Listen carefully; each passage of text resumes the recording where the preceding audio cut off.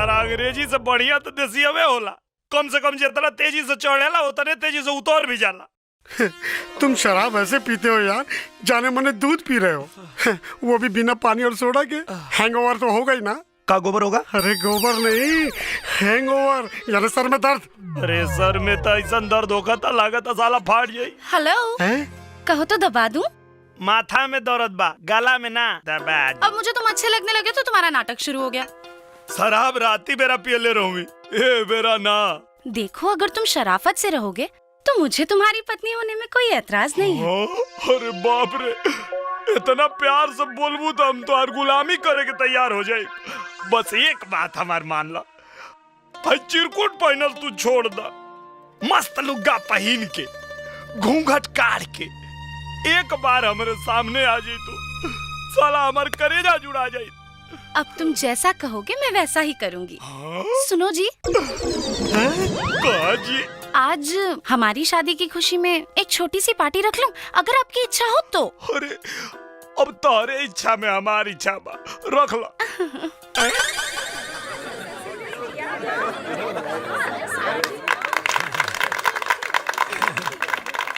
Hi friends, ये है मेरे husband Nirahu Kumar Yadav.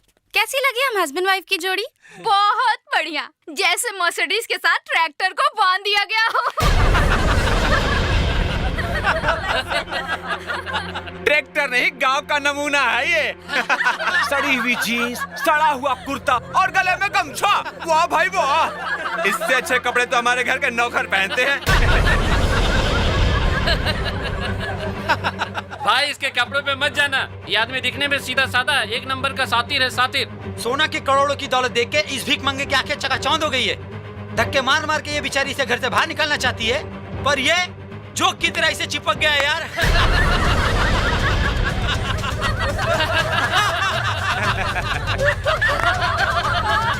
Stop it guys, बहुत हो गया मजाक। ये मेरा पति है, कोई तबला नहीं कि जो चाहे इसे बजा दे। अरे देखो, इसकी शक्ल तो देखो, कितना बुरा मान गया बेचारा। अगर मेरा पति बन के रहना है ना, तो ऐसी छोटी छोटी बातों में बुरा मानना बंद कर दो, क्योंकि जब तुम्हें पता चलेगा कि ये टोनी मेरा बॉयफ्रेंड है, तब तुम्हें कितना बुरा लगेगा। अरे क्या हुआ, बुरा लग रहा है? बोलो ना, बुरा लग रहा है? अगर बुरा लग भी रहा है तो भी तुम मेरा क्या कर लोगे? का लगल तोरा के? हैं? तू एकनी के साथे मिल के हमार मजाक उड़ेबी और हम चुपचाप चल जाए यहाँ से? शादी बियाह तोहनी खातिर मजाक होत हुई, हमनी खातिर जन्म जन्म के रिश्ता होला। समझ में आयल कि फिर समझाई तो के? हरामखोर! हमरा मेहरारू के तलवा चाटे वाला कुकुर, आज के बाद अगर मर्द मेहरारू के बीच में आवे की कोशिश कैले तो तोर बीच वाला काट के तोरे हाथ में दे दे। का कदर ले तू? गमछा वाला नमूना? राष्ट्रपिता महात्मा गांधी, डॉक्टर राजेंद्र प्रसाद, लौह पुरुष सरदार वल्लभ भाई पटेल, लाल बहादुर शास्त्री, इस सब लोग गमछा वालन के गांव में पैदा भइल रहे। तोरा जैसन बनरन के शहर में ना। और शायद तोरा के पता नहीं के कि गमछा अगर गरीब मजदूर के पसीना पोछे के काम आवेला, तो तोरा जैसन कुकुरन के टेटुआ दबावे के भी काम आवेला। और का कतरलू है? हम आदमी ना है, ट्रैक्टर है। एकदम सही पहचान लो तू, ट्रैक्टर है हम। लेकिन एक बात जाने लू कि ना मैडम, ट्रैक्टर के इंजन बहुत मजबूत होला, और जब तोहनी लोग के बड़का बड़का गाड़ी गाढ़ा गुच्चा में फंस के धुआं छोड़े लगेला तो ट्रैक्टर में ठेल के बाहर निकालेला। और अगर तोहरा जैसन बंजर जमीन पे हाई ट्रैक्टर चढ़ गई तो 9 महीना से पहले ही फसल लहलाए लगी। तोरा के का लगा था? पैसा खातिर चिपकल बनी हमें से? थू थू कहता नहीं एकरा पैसा पे। अगर ये हमरा के अपन दिल से पति ना समझले तो हमहू एकरा घर के अपन ससुराल ना होटल समझ के रहनी। निरहू ठीक कह रहा है बेटा जी। इन लिफाफों में पैसे देकर उसने यहाँ रहने खाने की पूरी कीमत चुकाई है। मेरा यकीन करो बेटा जी, इसके जैसा खुददार आदमी तुम्हें दुनिया में कहीं नहीं मिलेगा। अपनी ये 2 कौड़ी की सलाह ना आप अपने पास ही रखिए चाचा जी। मेरे मामलों में अपनी टांग अड़ाने से पहले ये याद रख लीजिएगा कि मेरी इस प्रॉपर्टी के आप बस केयर टेकर हैं, मालिक नहीं। और तुम एक बात कान खोलकर सुन लो, तुम जैसे गिरे हुए फटीचर इंसान के साथ अब मैं 1 मिनट भी और नहीं रह सकती। आई नीड डिवोर्स, अभी के अभी तलाक दो मुझे। अच्छा, तलाक चाहिए? हाँ, दे दे तलाक, लेकिन ओकरा खातिर तोरा के हमारे को शर्त माने के पड़ी। क्या शर्त? अगर तलाक चाहिए तो तोरा के हमारा गांव में चल के हमारे मेहरारू बन के 6 महीना रह के पड़ी। मैं नहीं जाने वाली तुम्हारे उस सड़े हुए गांव में। हम ना लाई तोरा से ब्याह करे, तू आई लली हमरा से ब्याह करे। और अगर अब तलाक चाहिए तो गांव में तो हमरा चले के पड़ी। मैं जानती हूँ, जब तुम यहाँ रहकर मेरा तन हासिल नहीं कर पाए तो अब गांव जाके अपनी मुराद पूरी करना चाहते हो ना तुम? तोरा मर्जी के खिलाफ गांव में तोरा के हाथ भी ना लगाए। ये को मर्द के जुबान है। मैं कहीं नहीं जाने वाली, समझ गए? हाँ तो तलाक देवे में तो हर तेल निकाल देबो।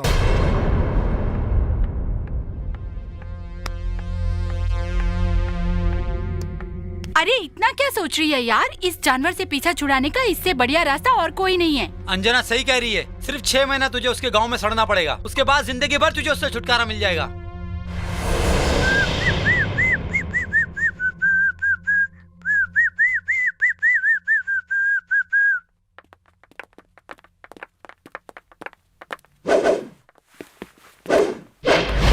मैं तुम्हारे गांव जाने के लिए तैयार हूँ, लेकिन मेरे सारे दोस्त भी मेरे साथ चलेंगे। मैं इन सब के बिना 1 मिनट भी नहीं रह सकती। यही मेरे सुख दुख के सच्चे साथी हैं। बोलो, मंजूर है? मंजूर बा, लेकिन हमरो एगो शर्त बा। गांव में केहू के कानो कान खबर ना होके के चाहिए कि हमनी के बीच में का समझौता भइल बा। मंजूर बा? मंजूर है। अरे टोनी, तुम नहीं जाओगे? नहीं, अगर मेरा प्यार सच्चा होगा तो तुम लौट कर जरूर आओगी। मैं यहीं तुम्हारा इंतजार करूंगा। ओके, बाय। बाय। बाय चाचा जी। बाय बेटा।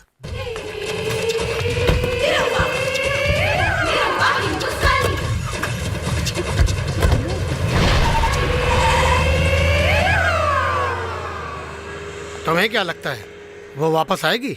Yes, of course she will come. वो मेरे बगैर एक दिन भी नहीं रह सकती। तुम अपने आप को बहुत समझदार समझते हो। Yes, I am. मुझको तो बेवकूफ नजर आते हो। बेटा, चिड़िया तो उड़ गई।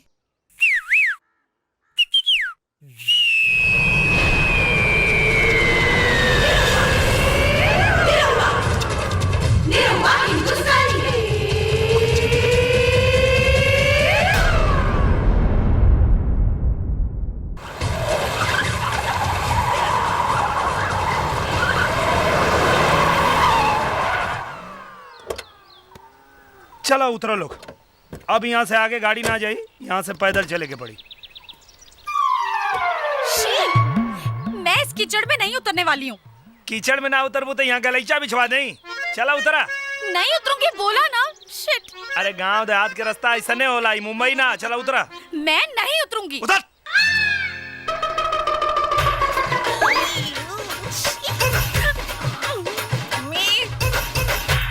अब थोड़ी के दूर हो। अरे ये तो निरहुआ लागत हो। अरे त निरहुआ, अरे एकरा साथे तो बड़ी चमचमात चीज बा हो। पालगी बाबा, लागत हो कर सपना के रानी मिल गई यार। हाँ हो, लेकिन इस साला इतना अश्लील सपना देखो तो है, हमरा तो मालूम ना रहा। अब तनी रुक बेटा। पालगी चाचा। अरे जियत रहा बेटा, जियत रहा। का नहीं हो बेटा, ई के हरे? अरे चाचा, ई तोहार पतोहिया ना। सही माल खोले बेटा। ई पतोहिया से कुछ पूछ ली? पूछ ले चाचा। अच्छा वो बात बताओ, जब तोहर बाहर इतना कम कपड़ा में काम चल जाता, तब तक घर में कुछ पहनो के ना पड़ती हुई? What? गंदी बात, गंदी बात, गंदी गंदी गंदी गंदी गंदी बात। अरे साला, तू चाचा नहीं रे, मर बे। चाचा हमें तो गंदी बात कर बे। चला। अरे साला देखा एक और हमरा 17 गो लड़कन में ये वो सबसे बड़ा नालायक निकल गई।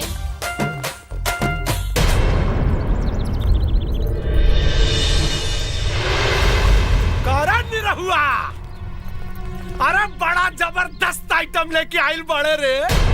अरे कहाँ मिलली मुजफ्फरपुर के लीची रे? मुंबई के फारस रोड में कि बनारस के दाल मंडी में? ये किसको आइटम बोला? रुको लोग, एक समझा क्या होता नहीं। बनारस से ले आई चाहे बंबई से, तोरा बहन से शकल नहीं के न मिलत। जबान संभाल के बोल। का कह रहे हमरा से कि अगर हमार सपना पूरा हो जाई तो आधा मोच में घूमे तू हैं? एक बाप के औलाद होवे तो घूमे आधा मोच में। ये लंगूर के हाथ में अंगूर ना लग सकेला। कुछ ना कुछ नौटंकी जरूर है। जबले नौटंकी का पर्दाफाश ना कर दे अपन मोच ना बढ़ाए। चाचा चाची लगाताड़ी। माई बाबूजी का भेल रे? काहे त चिल्लात बारे? बाबा चाचा के सपना बड़ा सुंदर बा। सामने देखा बाबूजी।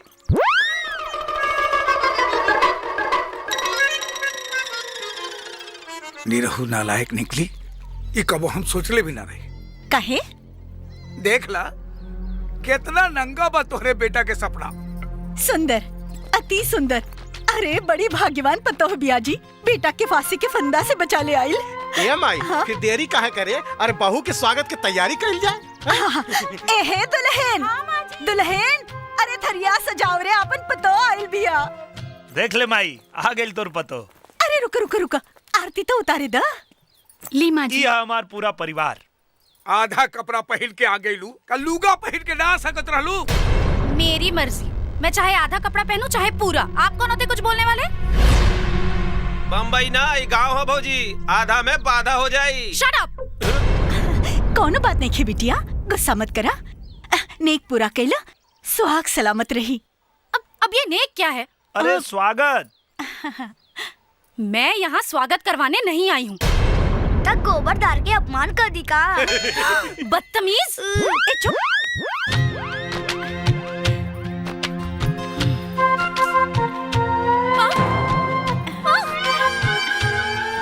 ए जो दौरे लेके आओ रे। अब ये दौरी क्या है? अरे घर में डेग रखे से पहले दौरी में डेग रखल जाला। डेग?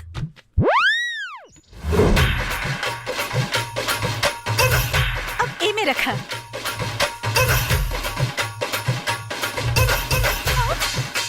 नहीं करना मुझे सब।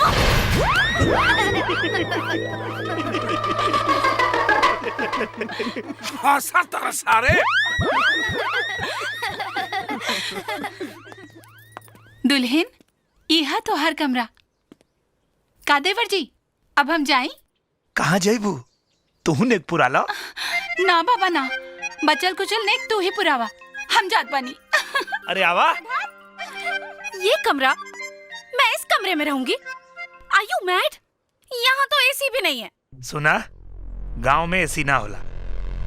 मैं ऐसे कमरे में नहीं रहने वाली हूँ। यहाँ कितनी गर्मी हो रही है। हमरा पता बा, तोहरा बहुत गर्मी बा। तोहर यह गर्मी उतारे खातिर तो यहाँ लिया बने। ए बुड्ढे, हम लोग कब तक यहाँ पे ऐसे खड़े रहेंगे? तेरे घर में कमरा उमरा नहीं है क्या? अरे तक हमरा माथा पर बैठबे, जो ने खटिया रखल बा, बैठ तू लोग हुआ जाके। जी बाबूजी। ये सपना तू कब से देख रहा बड़ा बेटा? बाबूजी बचपने से। अगर हमरा पहले से मालूम रही कि तोहार सपना इतना खतरनाक बा, तो हम तोहार गला दबा देती सारे। अरे तू अपन मेहरारू के लेके अकेले ना आ सकत रहले कि साथ में जोकरन के लेके आ गई ले। एक बात सुन ले, ये लोग के अभी के अभी यहाँ से विदाई कर। कह दे नौटंकी वाली से। ये बुड्ढा नौटंकी वाला किसको बोला? हमरा के। अरे तू बुढ़वा केकरा के कह ले? तुमको नहीं, इस बुड्ढे को ही बोली हूँ। इससे क्या मैं डरती हूँ? अरे नालायक कहीं के, तोहरा सामने तोहर मेहरारू हमरा के बेइज्जत कर रहल बा, आ तू सारे टुकुर टुकुर मुंह देखत बारे। सालो नालायक कुत्ता कहीं के।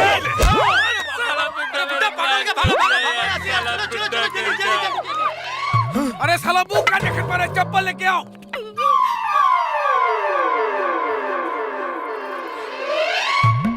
कितना खतरनाक है यार बुड्ढा। साले ने मेरा नाक तोड़ दिया यार। इस बुड्ढे को तो ना मैं एक दिन ऐसा सबक सिखाऊंगी। लगिया लोग मत, लगभो लोग तो अभी तक खाली नाक फूटल बा, और पता न का फूटे लगी। क्यों? ऐसे तो पति होने का बड़ा दम भरते हो, अपने बाप को क्यों नहीं संभालते? अरे हम का संभाली, वो हमारा के संभाल के इतना बड़ा कैले, वैसे अब तोरो के उहे संभाली है। गॉड, इन हालातों में मैं यहाँ कैसे रहूंगी? वह तो हम सोचता नहीं कि जब तुहार यहाँ एक दिन बितावल मुश्किल हो गई तो तू 180 दिन कैसे बितेबू?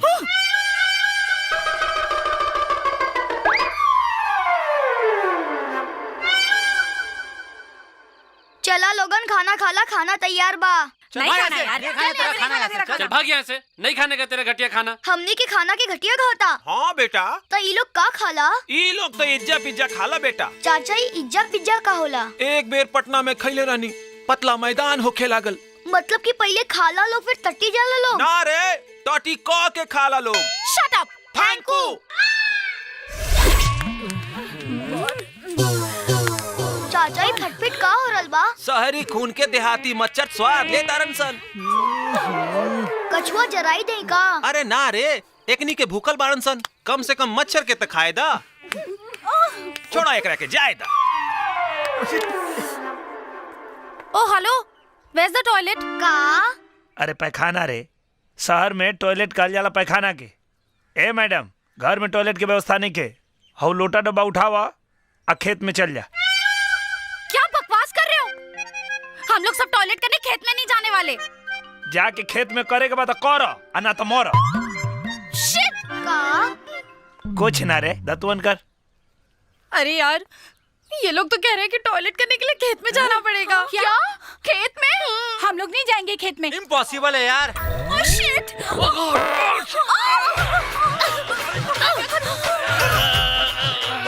ओह माय गॉड, चलो।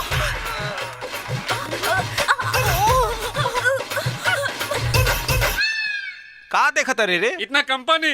इतना पानी में तोहार ना हो सकी का? ना। अरे सार, इतना पानी में तो हमनी के तीनों निपट ले। क्या बात कर रहा भाई? हाँ। अरे मर्दे, रात के कुछ खैले नहीं खाता हगबा का जा जल्दी, ना तो वो गिर जाला। जा जा जा।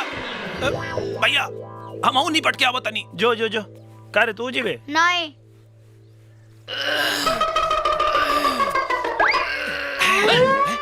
खड़ा काहे हो गिला? लड़की हवा का? हैं? अरे बैठ जाना तो चड्डी खराब हो जाई।